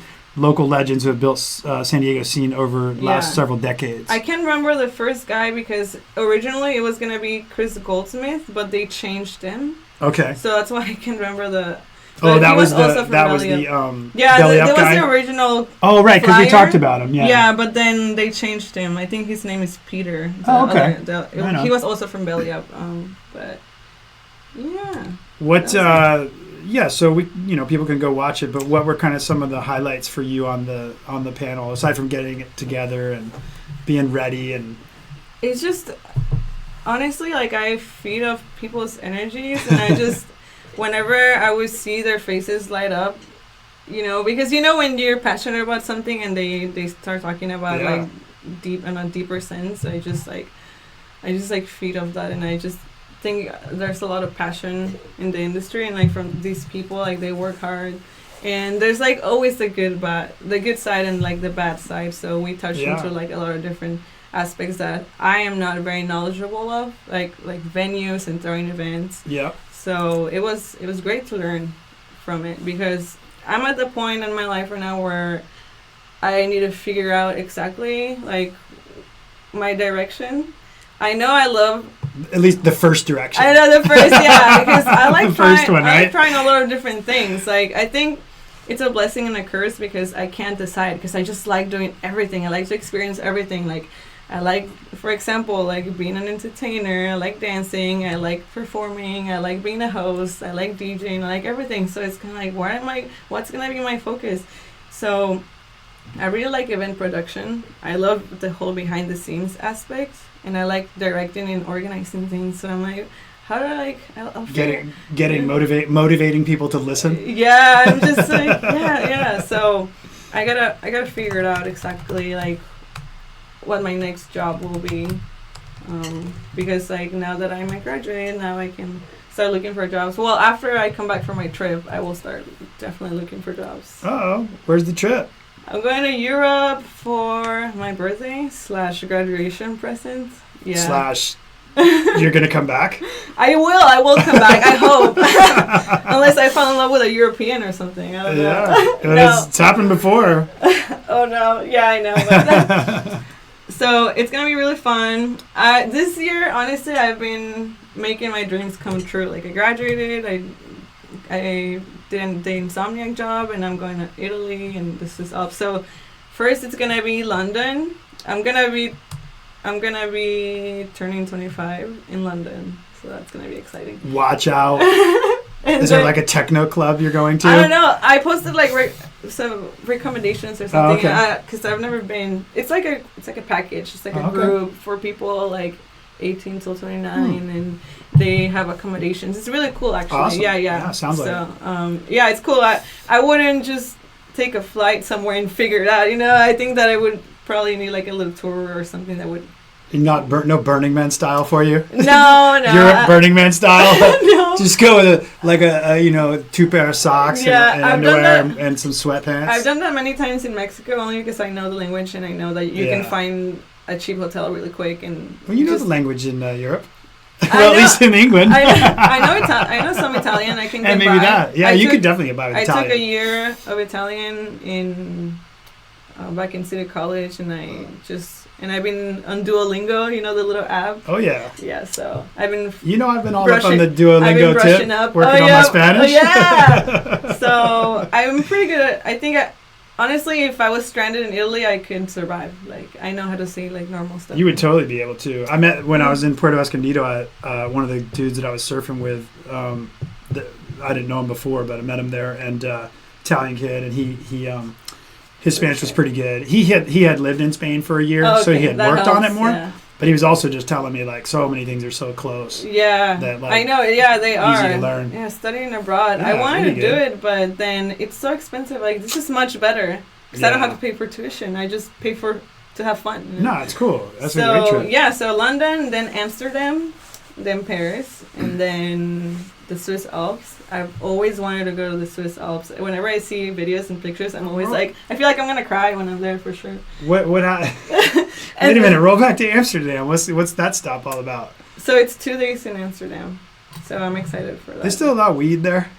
Yeah, I think so. I know they did the time I was there for sure. Yeah, among other things. I hear. So I am so excited. All right. Yeah, so what else? The Swiss Alps, and then 3 parts of Italy, Tuscany region, Florence, and then Rome. And it's been one of my dreams to go to Italy ever since I was a kid. So I'm making it happen. Huh? Any particular reason? I just love the culture, and I just think it's such a beautiful place. But it's all because of like the media, right? How it presents it.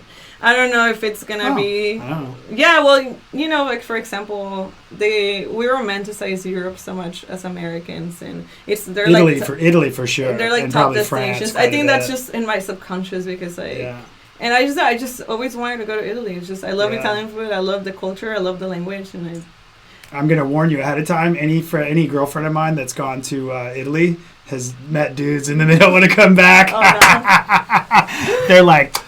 Then they're obsessed with it, and I'm like, good for you. Yeah, I know. Maybe I'll find the love of my life. I don't know. You never know. No, I don't want to. It's not like you're looking, so whatever. No, I don't want to. I'm there to have fun and to live my best life. Yeah. So I'm super excited. I wanted to do something crazy and amazing, and originally I wanted to do it for my 21st, but I mean, I didn't have the money. But that slipped by. Yeah, I just couldn't afford it. I've been saving up for a while for this big trip. That's awesome. So, yeah. You do something and not out of a backpack. Yeah. Or at least not out of a shoe bag. Yeah, no, I mean, it's so exciting. It's still kind of So you mean like surreal. a week? It's 17 days. Oh! I know, gonna be gone for a while. I know. So at least that's cool though. You get like a few days. I was gonna say it's a like, week would be too short. So yeah, it's like 3 days and then 2 days, 2 days, 3 days, and yeah. So London, Amsterdam, Paris, somewhere in Italy, and then 3 parts of Italy. Yeah. 3 parts of Italy. Yeah, so Tuscany region. Neat. Wait, the Swiss Alps. Oh, Swiss Alps. Yeah, and then 3 Tuscany, cities. Rome, and Florence. Yeah. Wow. I know, I'm so excited. I'm jealous. I'm gonna eat so much. I got FOMO now, man.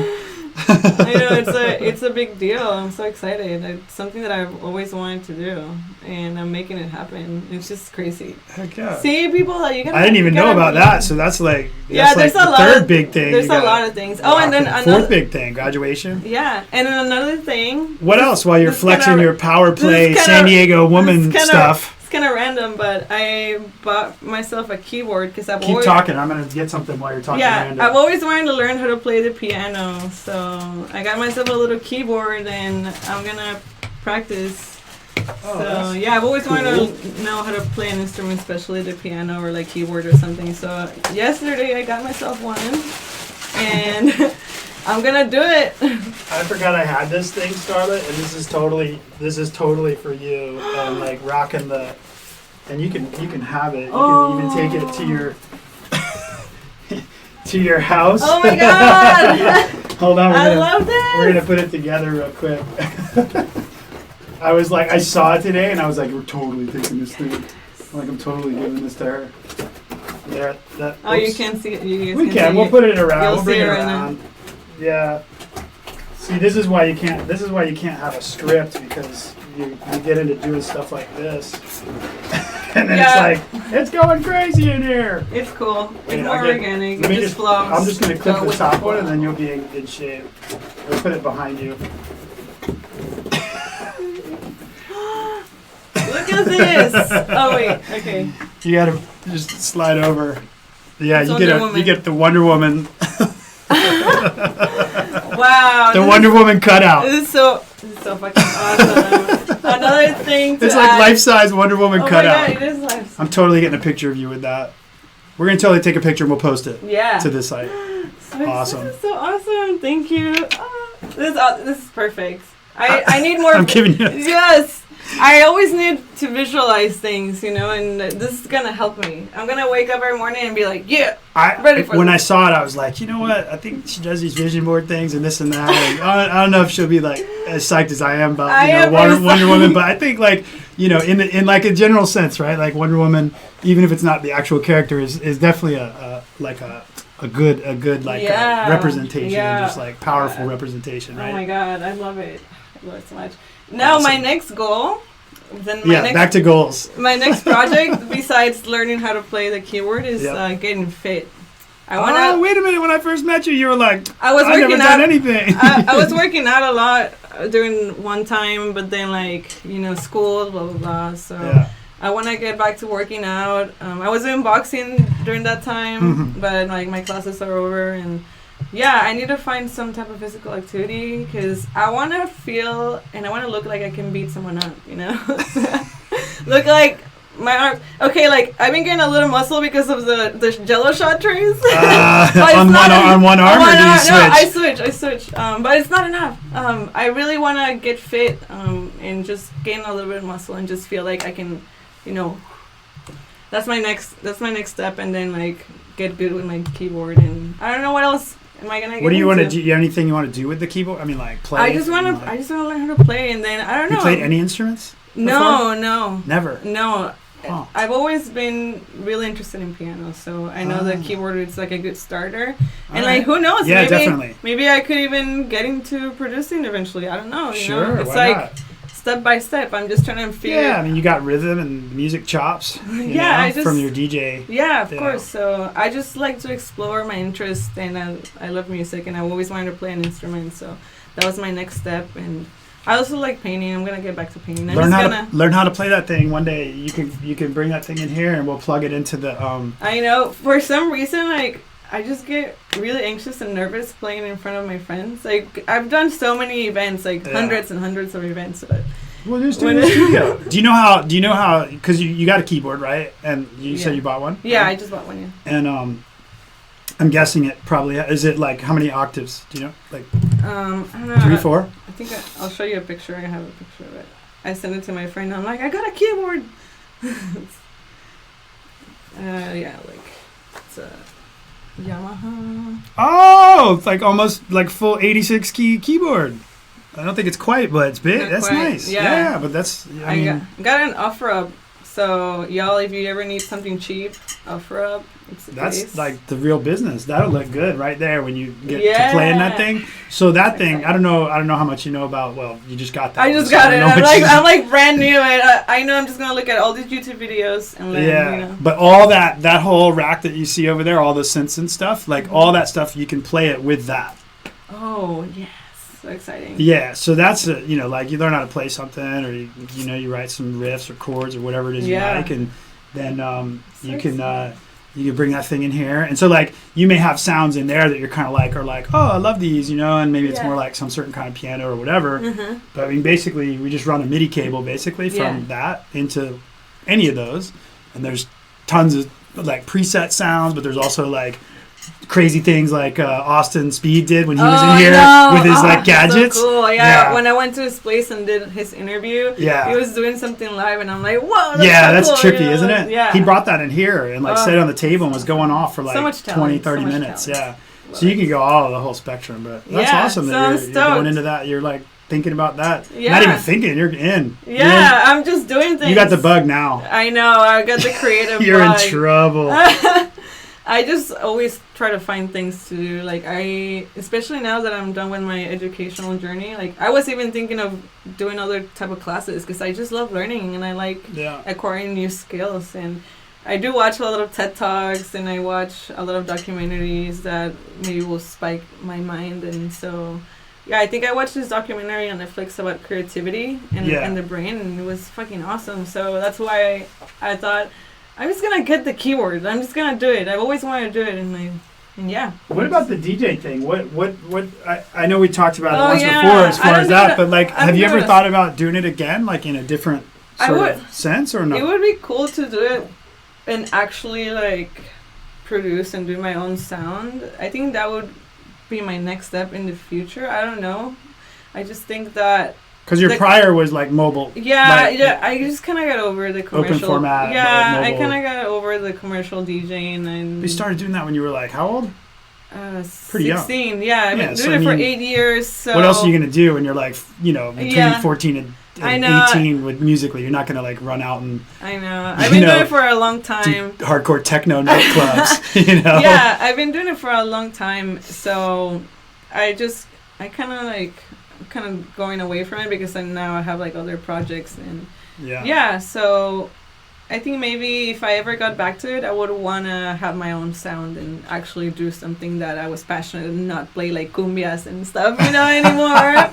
I'm so glad you actually said that though, because so the time that I've been back and forth and down in Mexico a lot, like especially in Puerto Escondido, it turned out that my Spanish teacher was also a dance teacher. Oh, cool. So, we were doing some salsa and then like Cubano style. And then, of course, cumbia is huge. Mm. The music style as well as like some of the dance moves to that music, right? Of course, you know this. But it was funny because I was surprised when I came back here. And so my mom's been here and we went and did some salsa classes like out at Majesty in Motion. You ever, that place? It's over near the campus. SDSU, right?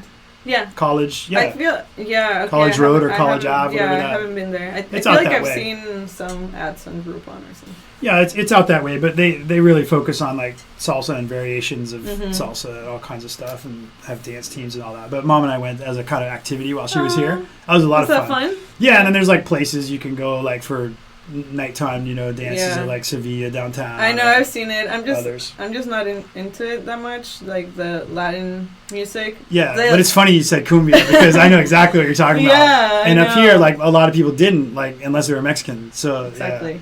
Yeah, so my dad, he's still DJing, so he's so cool. Like, love it, I mean, man. he's such a cool man. Like, he's DJing still at City Tacos every Tuesday. So if you go say hi to him. He's there 7 till 11, I think. At where? City Tacos in North Park. Oh, okay. Yeah, he DJs and he still has his business going. He has parties pretty much every weekend. So that's really cool.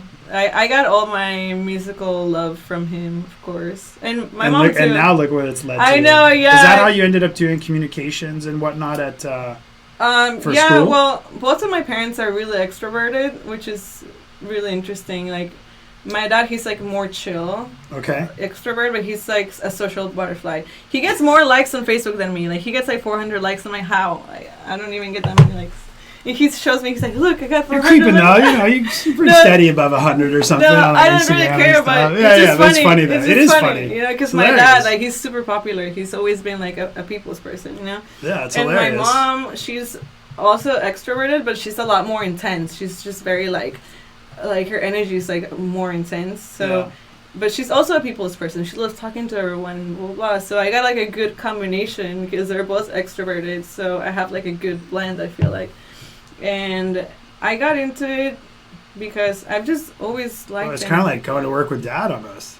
Yeah, it's at a the bit, beginning, right? at Yeah. the beginning, yeah, when my parents were still together, we Yeah. would go to events together, Yeah. and like, or I will go with him, and it was like a family business, and then like I kind of just started going away, like on my own, and then, or my mom would come with me because I didn't have a car back then. I was scared of driving, actually.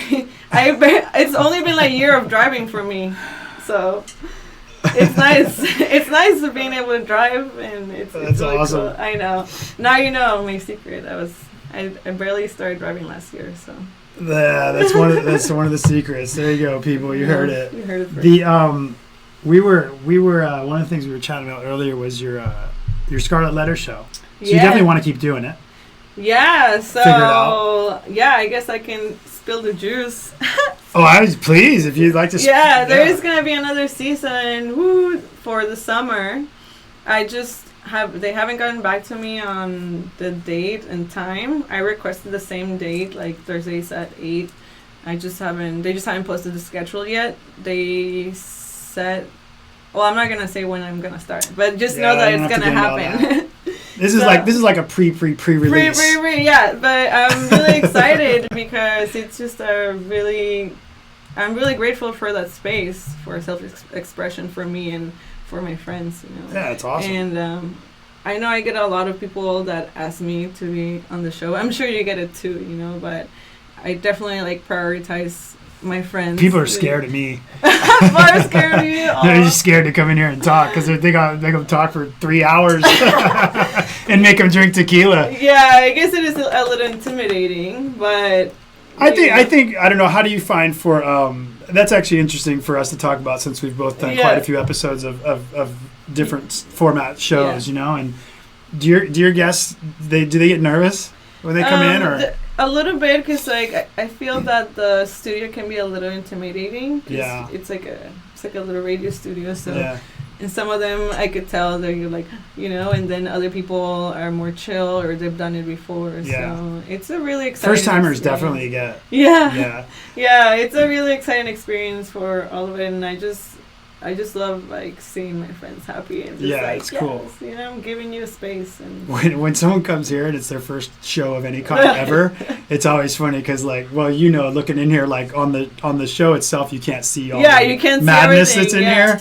So first of all, when they come in, they're just like, "What is going on in here?" Yeah, man? I remember the first time I came here, I'm like, wow, this is really cool. This is a really cool space. And then like it's one of the things is I'm gonna say it's kind of cute almost is like It whether it's is. the studio, but then like with people like either whether it's a male or female, it's like if it's their first time doing any of this kind of thing, and they'll be like I can kind of tell. Yeah, you know? right. And it's like all the this going nonverbal on movements, and looking, and then it's one of the reasons I put this monitor up here so they could see themselves, you know, and that helps most people like. But then sometimes they'll be like. You know, it's the first time I've ever done anything like this. I love it. And it's awesome. Those are I'm my like, favorites. Oh, yeah, chill, man. that's my favorite. Yeah. And Occasionally I get someone brings a list of topics. Yeah, no one ever. They give them to me. Right? No, they usually are pretty okay with how I structure it. Yeah. I feel like this season I want to have like a more relaxed approach, because I feel like last season it was, you know how I would start with like a heavy topic or something like that. I would do like a Yeah, I little mean, you had intro. some go-to topics that you like. I just feel that I just want to have like a more relaxed approach and kind of talk to the guests in like a different, also like their professional side obviously, but also kind of get to know them like on a different level, like a more personal level. So that's gonna be like my approach this time, like just kind of have it a little bit more fun and just I don't know. I'm what is it? So there's 2 seasons down, right? Yeah.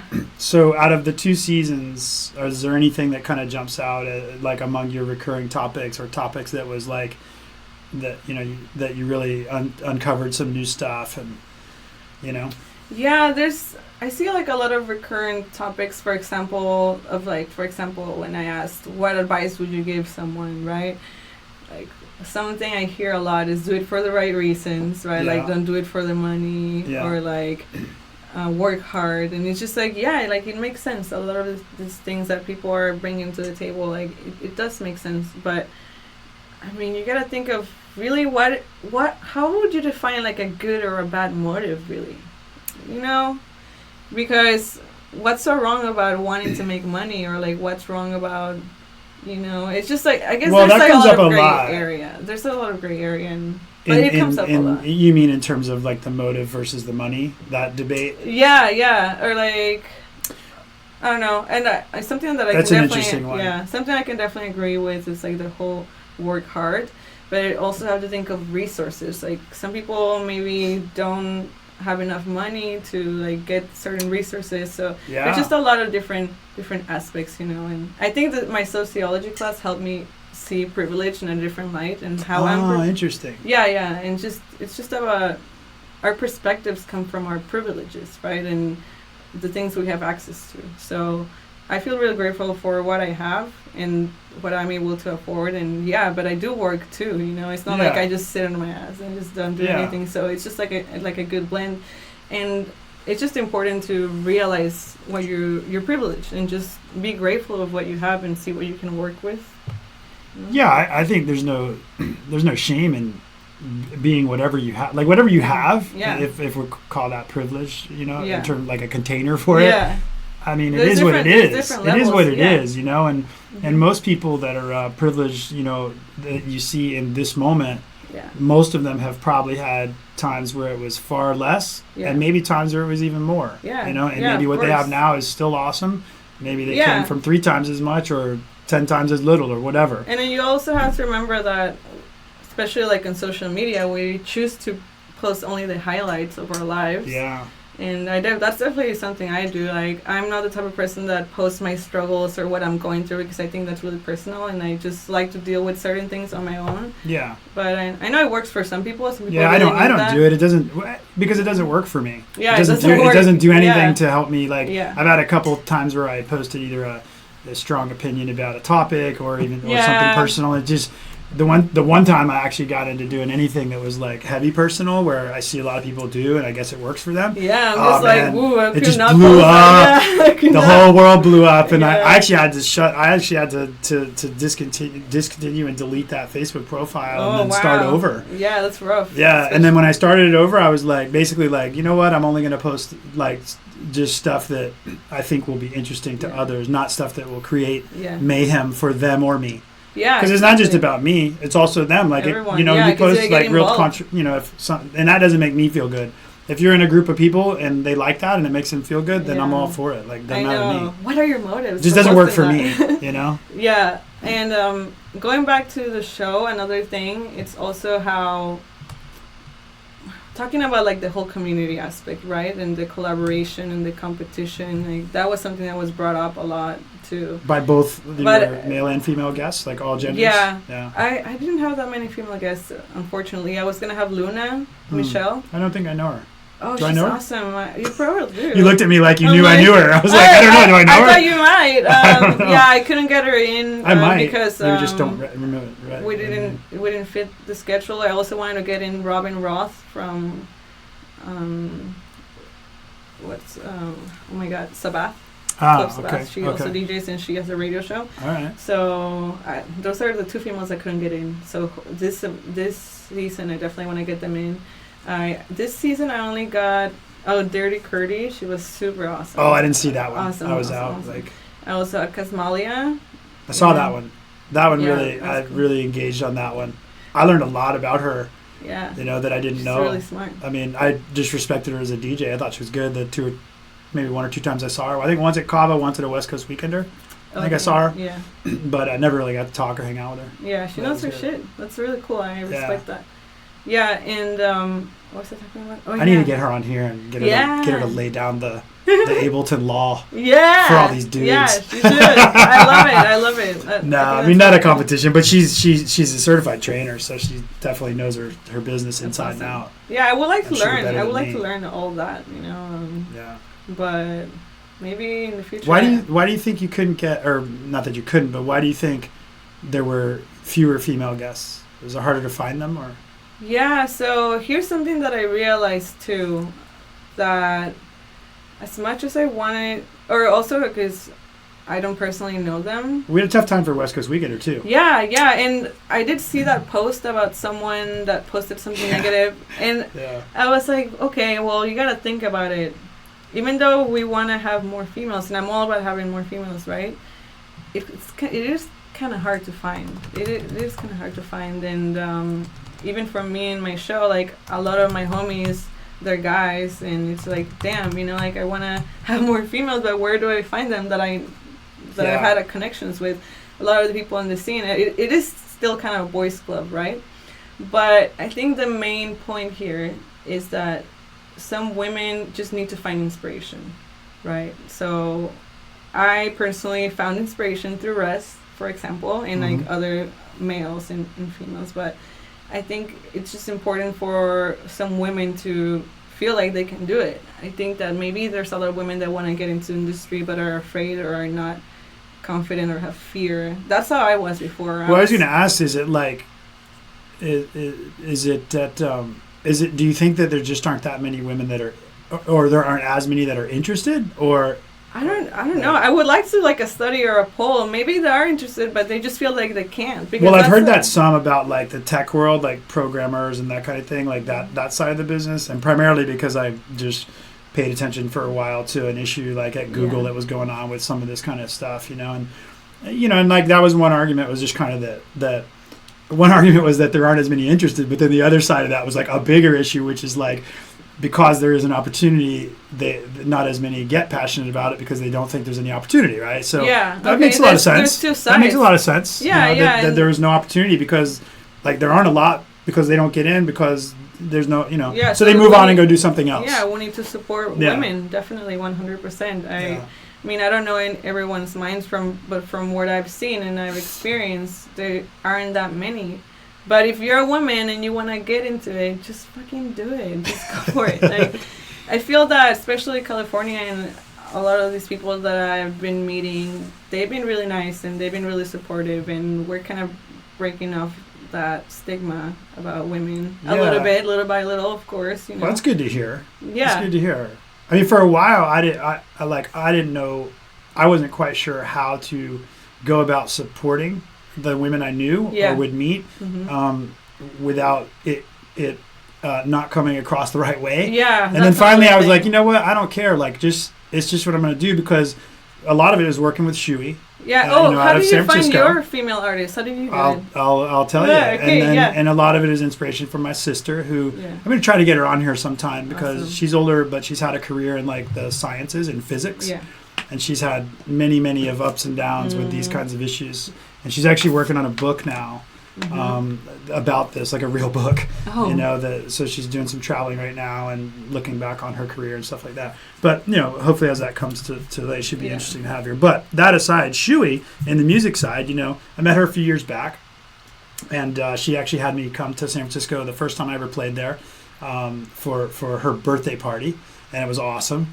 And like I said, she's part of big, Breakfast Champions is a Space Cowboys party. So she had me come play all the Space Cowboys, like big camp following there. It's like one of the longest. I think they're like one of the first Burning Man camps to have an art car with music on the car at Burning Man. So this is going back like 20 years, way back.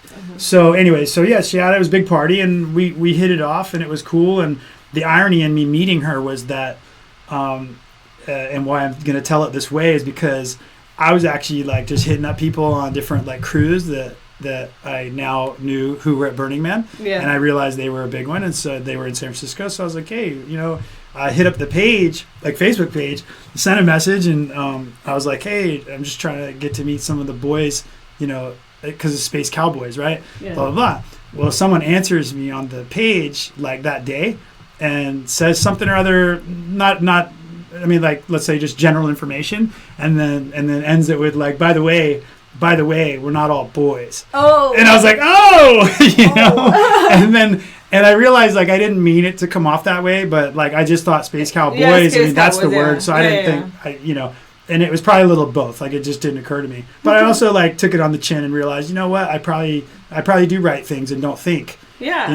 Like a lot of it because of habit. Yeah, exactly. So I think it's important that you bring that up because it's about self-awareness, right? Like, for example, I catch myself saying a lot of you guys, and I'm trying to change it to y'all, you all. I hear that a lot from female podcasters who are the hosts. Yeah.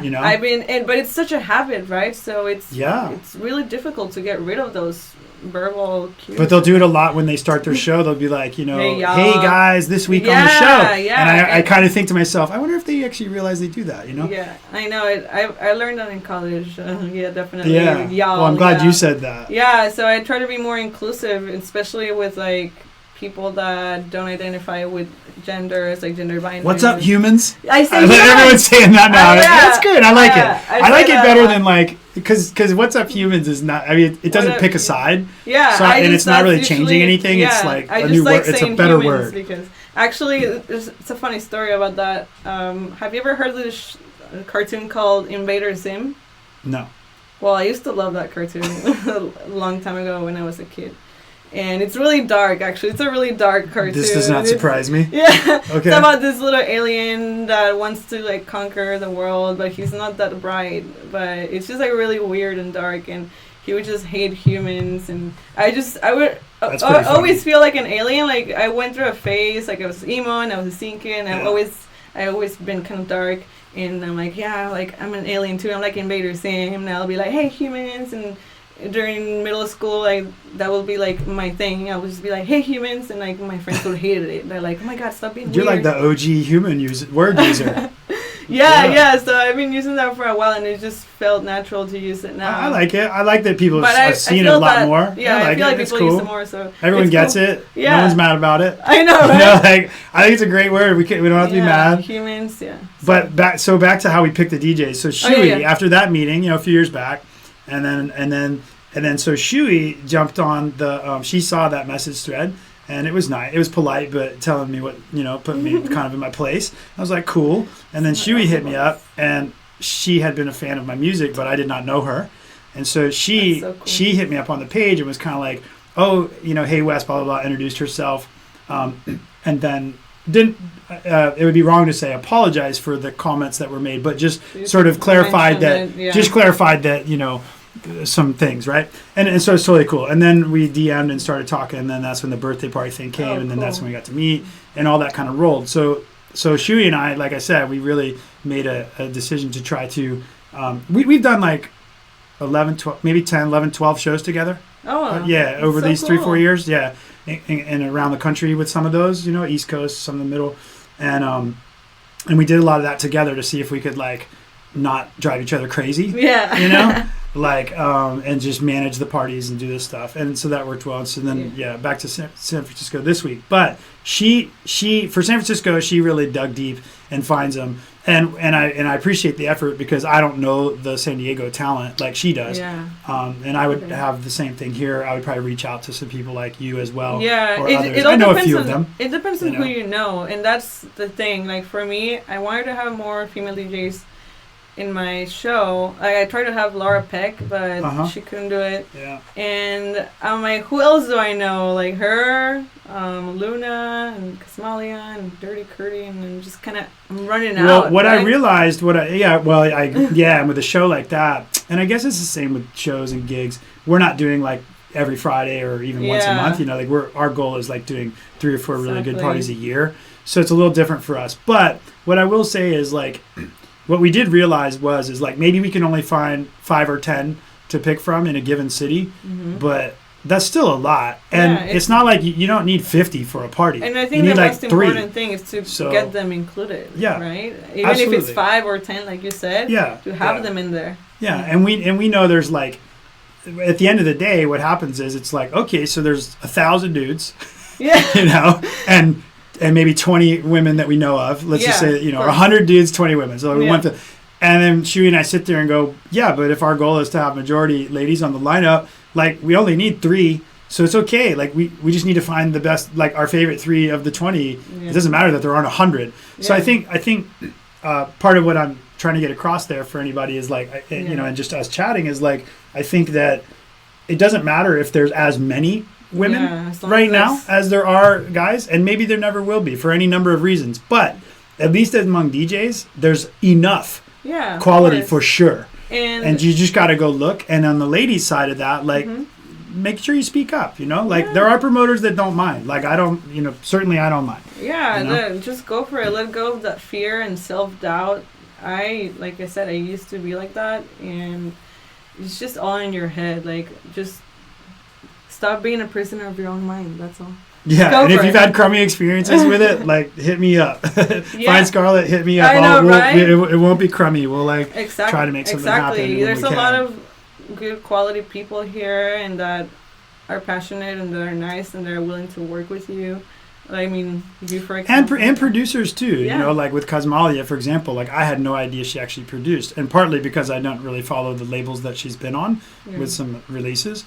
But yeah, I'm going to try to talk to her more, because now that I'm opening back up to trying to get some San Diego talent to do remixes of some of my songs, and originals too if they want, but remixes are always just easier for people to kind of get to know each other through, you know, because like the song's already done. It's like, here's the parts, you know, and it's just like, it's not as massive of an emotional like involvement, you know. And I think it's just diversity in general. It's really important to have a little bit of everything, not just all white, straight male. You know, besides having women, have some LGBTQ artists also. Yeah.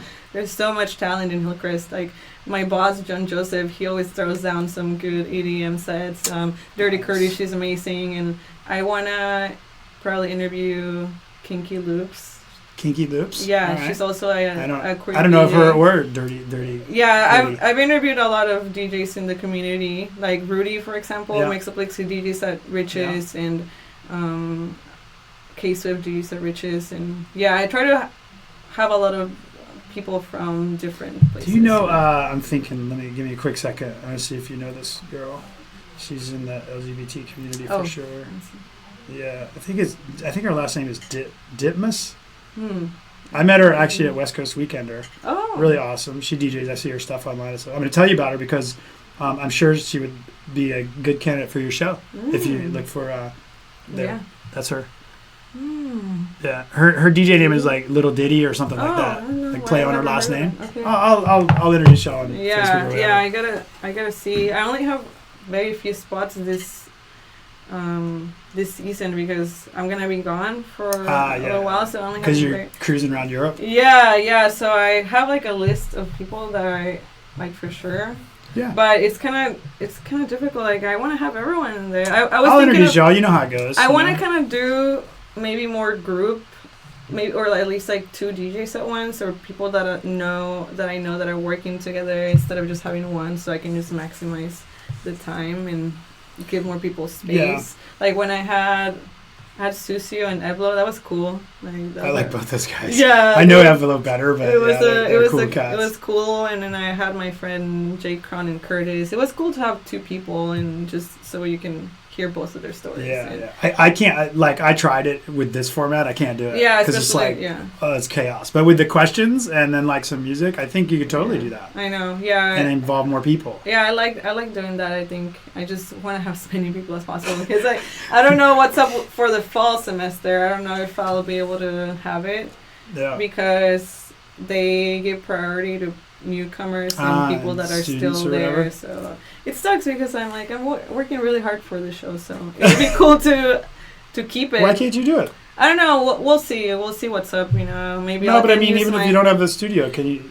You want to use this place? Why not travel? That'd be cool. I mean, I can totally use this space and just put like a Scarlett letter. Yeah, I mean, at least keep it in the. Yeah, I mean, I have this place. When I'm traveling, I'm not here, so I mean, it's like not quite the same setup and all, but I got it pretty dialed in now. You know, it's a little different, really but cool. you could totally put your stuff up or whatever. It's something to think about, definitely. At least keep it. It's the offer's there if you decide. Thank you. Yeah. Everyone heard that, so now you can back up. No, I wouldn't. I absolutely wouldn't. I mean, because I wouldn't want your show to stop because you don't have a space. Yeah, I know. Like if I didn't have the space, that'd be one thing. But it's like here, well, and I'm not here. I'm gonna see what's up for the fall, and hopefully I can keep it going because I would love to, you know. So yeah, right now, I mean, it's a great studio. I'm gonna lie. I mean, and if I had access to that kind of thing, I'd be all up in there.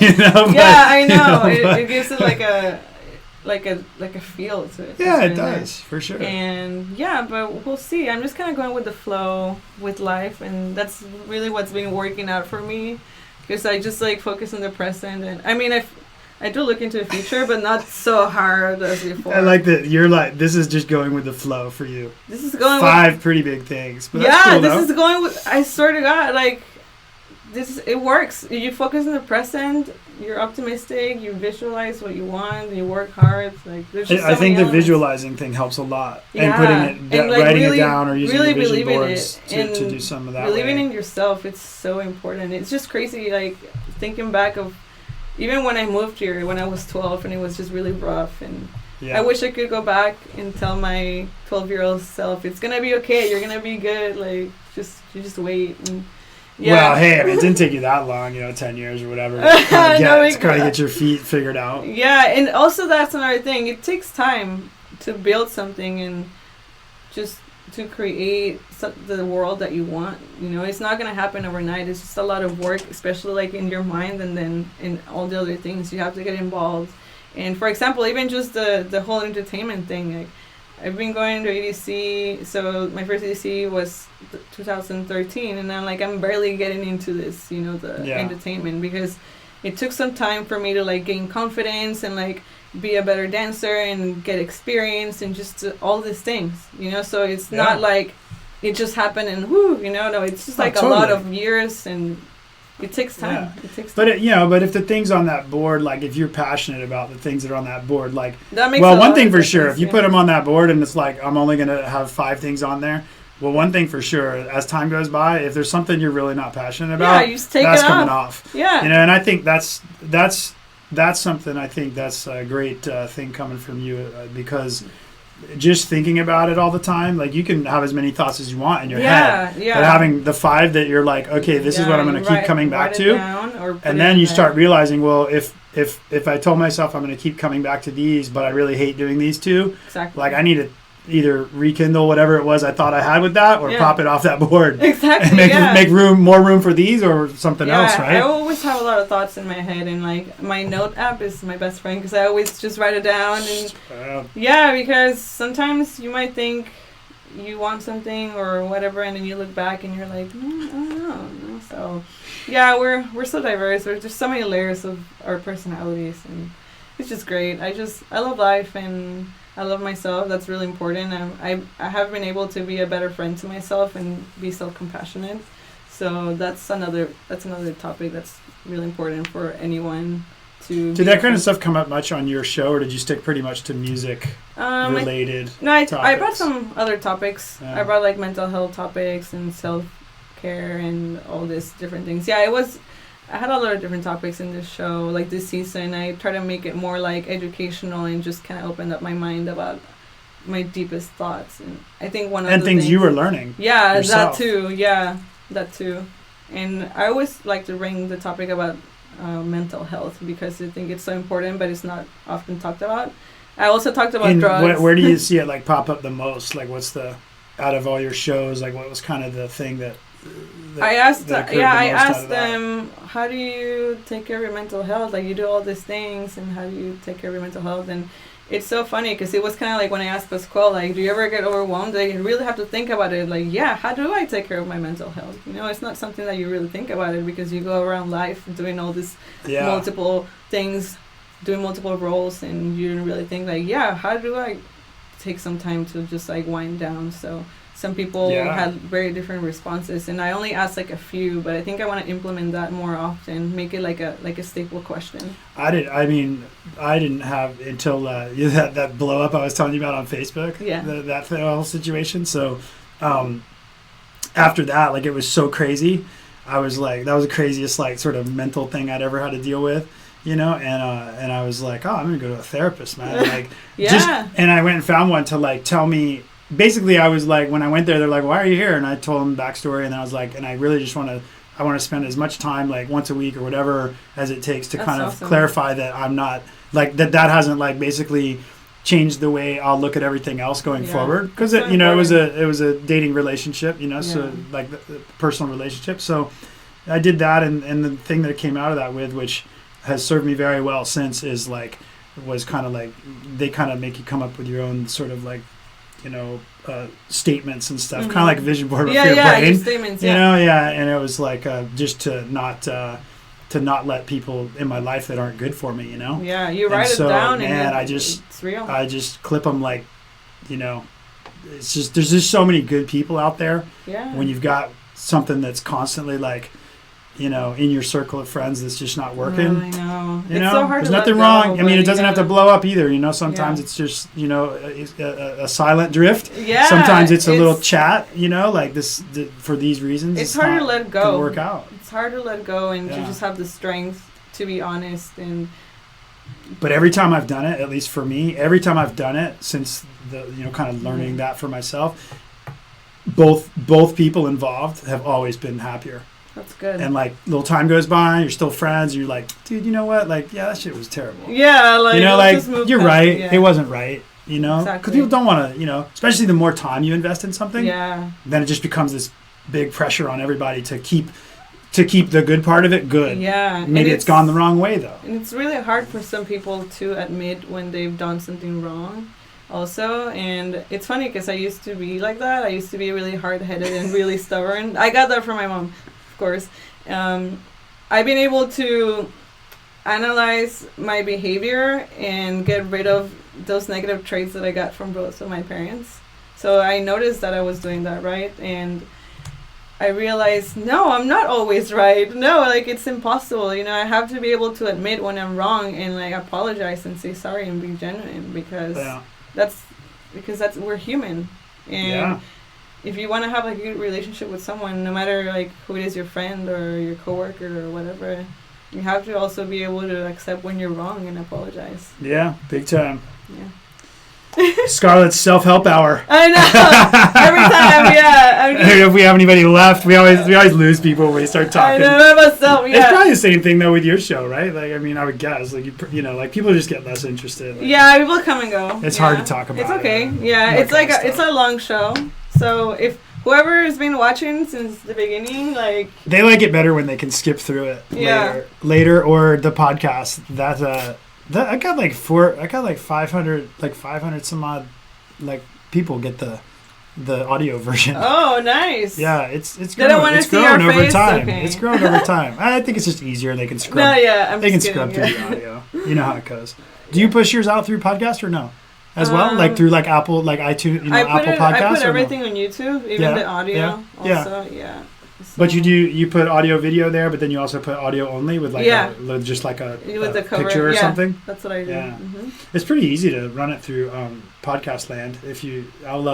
I'll send you some info. Yeah. It's pretty easy. I was Technically. trying to do it on SoundCloud, but they were trying to charge me for it. I'm like, You can do the podcast thing. It doesn't oh, really? for less. That's for sure. Okay, for less. For less. Yeah, I mean, not totally free, but like Okay. because I can't remember if you just use your Facebook page, right? Yeah, and I post everything on YouTube. Right. Everything's So on you YouTube. can, I think you might almost, anyway, I'll check it out. Okay, yeah, that's fine. Because it is cool though. You reach a lot of different people. Yeah, I bet. Yeah, because they can subscribe. It's easy. Then they can just get it on their phone automatically. They don't even have to like think about the download, or they don't have to do anything. Yeah. It's just like in their list, you know. And if they like what you're doing, then it's they keep easier it for there. people. If they don't, they unsubscribe. And the other reason people like it a lot is because you don't have to have an account. What? You don't know who anybody is. Oh, that's awesome. So they can totally just I hate anonymously making listen to accounts whatever. for everything. Yeah, they can listen to whatever. Yeah. You know, like I actually have one you know, specific. you won't know who they are. Like you won't see any usernames and nothing. Oh, they just listening. Yeah, you'll never even know. Like all you'll know is the counts. Huh. Like 25 people, you know, I like watch that. that episode or listen to that episode. That's cool. It's pretty cool. Like that's one of the reasons I like the format for myself. Oh even, yeah, well send me a link. you know, yeah. Gotta get that podcast education. Yeah. All right, are we gonna Throw axes? We were gonna throw axes. All right. Can you throw an axe? I'll try. Why not? I went over there yesterday and checked it out because I didn't realize, but there's a buddy of mine that's like in an axe throwing league. What? That's Yeah, a thing? it's crazy. Yeah, I got a Wow. picture with him in the thing. Yeah, it's like Yeah. And we can get some food too. Oh, you're hungry? I'm hungry. Yeah. I need to see where my mom is. Yeah. She's yeah. cruising Let's- around somewhere. Let's get running eat and errands. throw axes. Let's wrap it. Let's wrap it up. Well, anyway, so awesome. I got the lowdown on EDC, lowdown on West Coast, performing at EDC Yeah. as a artist performer, As an artist not a DJ. Yeah, I know. Everyone kept hitting me up. Are you DJing? Are you interviewing? What are you doing? Little I'm like, different. I'm dancing. Little different. It's sometimes one of my passions. Oh, actually, Sunday I will be go-go dancing at Gossip Girl. I'll post it on the website. Yeah, I'll send you the flyer. I need to promote it. I haven't posted anything. More people read the actual website post Oh, than yeah? listen to the whole Oh, the whole episode. Yeah, well, I'll be at Gossip Girl this Sunday, 3 to 7. So, be there dancing. Sweet. Yeah. Yeah. Yeah, so EDC performing. Performing and West then Coast Weekender. graduation. High five on the Woo. graduation. It's awesome. Thank you. Stoked. Now you got like this it's the next chapters. I know. Coming Especially after you get back from vacation. Exactly, yeah. I know people always ask me, what's next? I'm like, I don't know. I'm just going to go with the flow. That's what's been working for me. It's just, I know people want to know, people are curious, but I just take what life wants to give me with grace. And if it's positive, great. If it's not, then whatever. I'll just keep going. So I'm pretty confident that I will find something that I will like. So you gotta just have Awesome. that mentality, because life's too short to be negative and whatever, you know. Yeah. You I gotta make the can't list. say anything to end today's show better than that. Yeah. Awesome. We'll wrap it up. Yeah. Let's go throw axes. Peace out, people. Thanks everybody. For now, later, whichever it is. Yeah. And Friday night. Juice night out, San Francisco. Peace.